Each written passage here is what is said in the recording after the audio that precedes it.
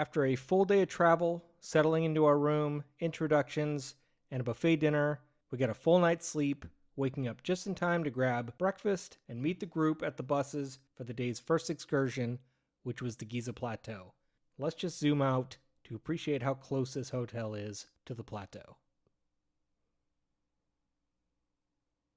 Once we got through this super secure checkpoint, we just drove up the hill to this bus parking lot on the northern side of the Great Pyramid and met as a group at this basalt floor on the eastern side. I'm staring in awe at the Great Pyramid through a bus window, and my brain immediately goes into analysis mode.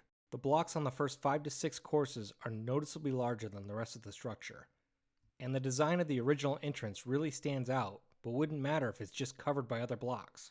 I expected to see standardized and tight-fitting blocks, but that is not the case. Even within a single course, it's all over the map. Here on the left, it's 2 blocks in a sliver, followed by 1 large block, followed by a sequence of double-stacked blocks.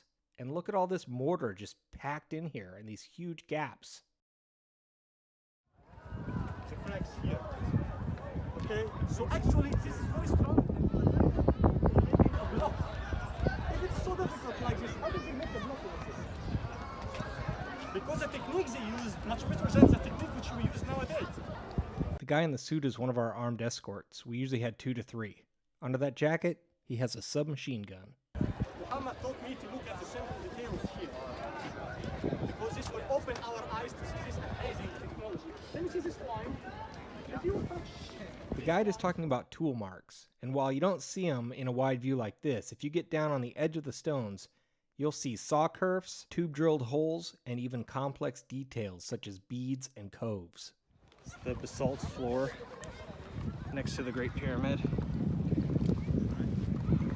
We're told a temple was on this at one time, but they're just assuming that based on a structure elsewhere built on a floor of basalt.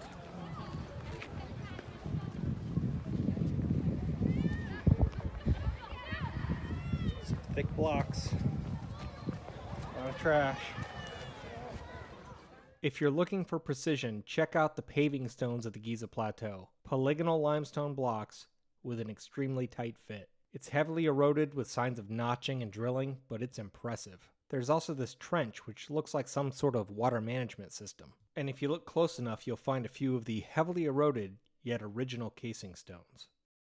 The formation known as Gebel Gibli was in the distance. I was hoping we'd get to see that. We did not. There were a bunch of kids climbing on the satellite pyramids, and I must admit I was rather envious. This is one of the several cavities labeled as a boat pit, and then one of the many vertical shafts cut straight into the bedrock. I'm curious if these have ever been comprehensively mapped out, and I would love to see them all excavated. Turning my attention back to the Great Pyramid, we see more random-sized blocks making up each course, and then this huge block in the middle. Keep in mind the casing stones are gone, and this site has been quarried for centuries, so this would have been several layers in. It even appears that the blocks above and to the left are carved out so that they interlock. Within the first course, there's this block with 2 square notches, which I find fascinating, and then this odd cavity near the northeastern corner. I wanted to climb in, but there were several police officials with machine guns, so I refrained. I tried splitting off from the group to see if I could find the trial passages, but we were all called back to the buses in order to relocate to the second exciting spot on the plateau.